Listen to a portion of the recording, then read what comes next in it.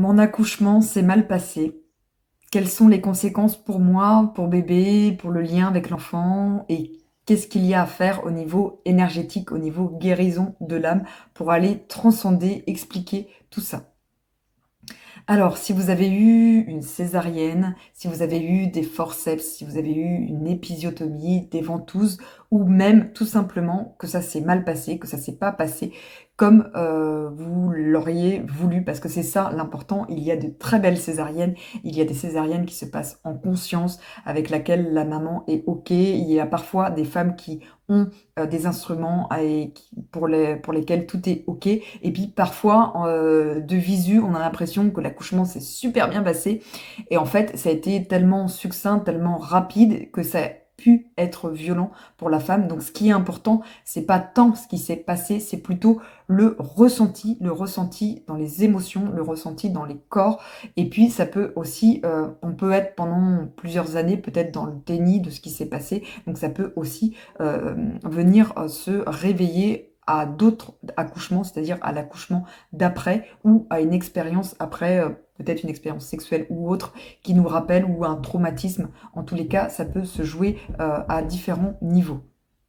Donc ça, et voilà. Donc, qu'est-ce qu'il est possible de faire? Donc, bien souvent, évidemment, ce n'est pas toujours le cas, mais bien souvent, quand on vit comme ça un événement qu'on a eu du mal à digérer, du mal à vivre, en tout cas un événement très difficile, on peut laisser des parts de nous-mêmes dans cet événement-là, ce qu'on appelle des bouts d'âme, c'est-à-dire qu'il y a un morceau de nous un morceau blessé, qui va rester bloqué dans la scène, rester bloqué dans l'espace-temps.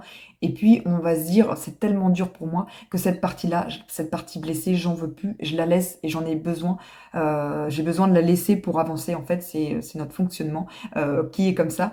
Malheureusement, après, elle nous manque cette partie-là, même si elle a été blessée. Donc, qu'est-ce qu'on peut faire? C'est venir énergétiquement, avec un soin, venir la réintégrer, venir la récupérer, venir la guérir, lui donner de l'amour, et puis venir aussi, souvent, ce qui est nécessaire, c'est de pardonner. Donc de pardonner par exemple à l'équipe médicale s'il y a eu des choses qui ont été faites, et parfois on en veut à l'équipe médicale et parfois c'est justifié d'en vouloir à l'équipe médicale, mais parfois la personne à qui on en veut le plus, c'est nous-mêmes. Donc aller se pardonner et guérir pour nous. Et puis guérir aussi le lien avec l'enfant, parce que les conséquences de ça, malheureusement, c'est que ça peut venir entacher le lien. Quand je parlais des bouts d'âme, il peut y avoir aussi le même processus qui s'est joué du côté du bébé. Ça dépend comment lui a vécu. Donc nous, on peut avoir vécu un accouchement traumatique. Lui, ça peut être OK de son côté. Bon, en général, si ça a vraiment été traumatique pour nous, ça a aussi été traumatique pour le bébé, puisque maman et bébé sont étroitement liés. Donc en général, quand même, je dirais à 90%, quand il y en a un des deux qui a été traumatique, en général, l'autre, est pour le bébé, c'est traumatique aussi. Donc il peut y avoir aussi des bouts du bébé qui sont restés figés dans cette scène.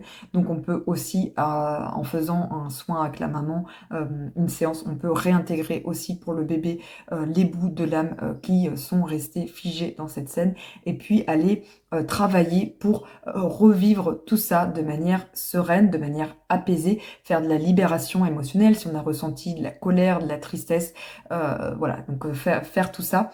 Et surtout, si on ne le fait pas, parfois, ça va compliquer notre vision de la maternité, ça va être plus compliqué potentiellement dans le désir de bébé pour les autres grossesses, ça peut poser des problèmes pour les accouchements d'après, parce qu'on a cette appréhension, ça peut même poser des problèmes aussi dans nos relations sexuelles, et puis ça peut poser aussi des problèmes de lien avec l'enfant.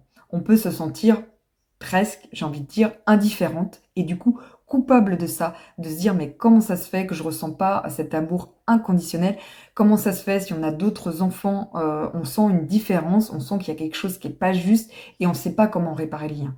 Et peut-être que a même déjà quelques années, voire même peut-être que c'est une adolescent, une adolescente qu'on a devant nous et on se dit mais mince, alors, il est jamais trop tard pour aller réparer quelque chose, même si évidemment, plus on s'y prend tôt, plus c'est facile et rapide. Donc si c'est un bébé, c'est beaucoup plus simple, c'est beaucoup plus rapide et ça peut vraiment plus se faire comme ça. Mais il est toujours temps, même si c'est votre cas, même si c'est votre maman qui a vécu cet accouchement de manière traumatique et que vous l'avez vécu aussi traumatique en tant que bébé, il est toujours temps d'aller guérir ça, d'aller revisiter ça et d'aller reprendre toutes les parties de vous et de les intégrer, de les transformer, ces expériences-là, en quelque chose d'un enseignement, quelque chose d'une force et de faire en sorte d'arrêter au niveau transgénérationnel parce que souvent il y a des histoires de répétition quand on interroge ou même quand on n'a pas d'informations. En psychogénéalogie énergétique, l'avantage, c'est qu'on n'a pas besoin d'avoir les informations. On peut se connecter comme ça aux ancêtres qui ont vécu ça et puis aller faire de la libération sur toutes celles et tous les enfants qui auraient vécu ça pour éviter cette répétition, éviter que ça recommence au niveau de nos enfants et qu'ils revivent ça à leur tour. Est-ce qu'il faut le dire? Est-ce qu'il faut en parler aux enfants, aux bébés? C'est important, vraiment important qu'un bébé, qu'un enfant sache ce qui s'est passé à sa naissance. C'est vraiment très très important de le savoir. Donc oui, plus vite vous le faites, mieux c'est, j'ai envie de dire, parce que justement, c'est facile en fait de parler à un bébé, voilà. On peut lui expliquer ce qui s'est passé. Si votre enfant est plus âgé, là, ça peut être plus compliqué, en fait, à aller mettre des mots, parce que parfois, on a les émotions aussi qui ressortent. Ce que vous pouvez faire, c'est leur dire déjà de manière inconsciente, c'est-à-dire leur dire au moment où, dans leur sommeil, au moment où ils dorment. Et comme ça, leur inconscient, déjà, enregistre une partie de l'information. Et puis, quand vous vous sentez plus à l'aise, quand vous avez plus avancé sur cette libération-là, c'est aller leur échanger de vive voix et mettre des mots, voilà. J'ai eu une césarienne, j'ai eu une épisio, j'ai eu des forceps, enfin ce qui s'est passé, c'est vraiment très important parce que derrière ça peut laisser des conséquences. La façon dont on a été mis au monde, c'est quand même le premier truc dans cette incarnation, dans cette vie terrestre. C'est le premier gros bloc qui est très fondateur et du coup, s'il y a eu des blessures là, ça va venir se répéter au fur et à mesure de notre vie si on n'a pas conscience parce que notre corps, nos cellules, elles savent, nos cellules le savent, l'information est stockée. Donc si vous avez de l'information et si ça s'est bien passé, c'est important aussi de le dire. De toute façon, tout est important à dire à un bébé. Il faut juste trouver la bonne façon, les bons mots de le dire.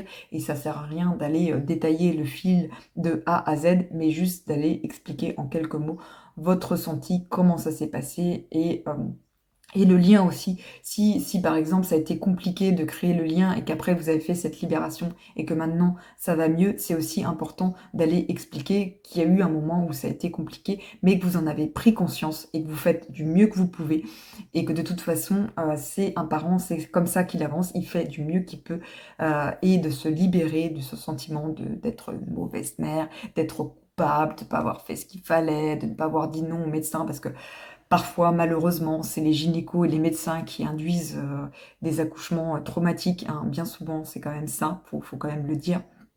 Si je vous invite à regarder le film Faut pas pousser et puis la chaîne d'Emma Creuzy hein, sur les naissances, il y a plein de pépites dedans. Donc c'est reprendre son pouvoir et mettre des mots sur des mots. Si ça a été catastrophique, même si c'est pas écrit noir sur blanc et qu'on vous dit votre bébé est en bonne santé, tout s'est bien passé, vous n'avez pas à vous plaindre, maman et bébé sont en vie. C'est pas ça qui compte. Enfin, je veux dire, oui, bien sûr, ça compte, mais il n'y a pas que ça qui compte. Il n'y a pas que ça qui compte. Et c'est vraiment important d'être honnête avec soi, et on le sait au fond de nous, si ça a été OK ou si ça a été traumatique. Hein, pour avoir vraiment vécu, moi, 2 accouchements totalement différents. On le sait, c'est évident. Et puis on le sait, et puis c'est pas fatal dans le sens où même si on a vécu un premier accouchement traumatique, si on fait ce qu'il faut et si on se fait aider, si on a besoin, parce qu'on peut aussi faire les choses par soi-même, eh ben on peut avoir la chance vraiment de venir vivre un accouchement en conscience et puis même le fait de vivre un accouchement beaucoup plus facile, ça vient aussi quelque part libérer et ça vient guérir en partie, même si ça ne guérit pas tout. S'il vous manque des morceaux de vous-même, le recouvrement d'âme est vraiment à faire parce que c'est pas le fait de vivre quelque chose de mieux qui va récupérer ces parties-là. Donc il y a vraiment tout un panel de libération à faire. Je dirais que l'important, c'est d'être honnête avec soi, de se connecter à ses ressentis et puis surtout d'aller expliquer et de parler à ses enfants de ce qui s'est passé.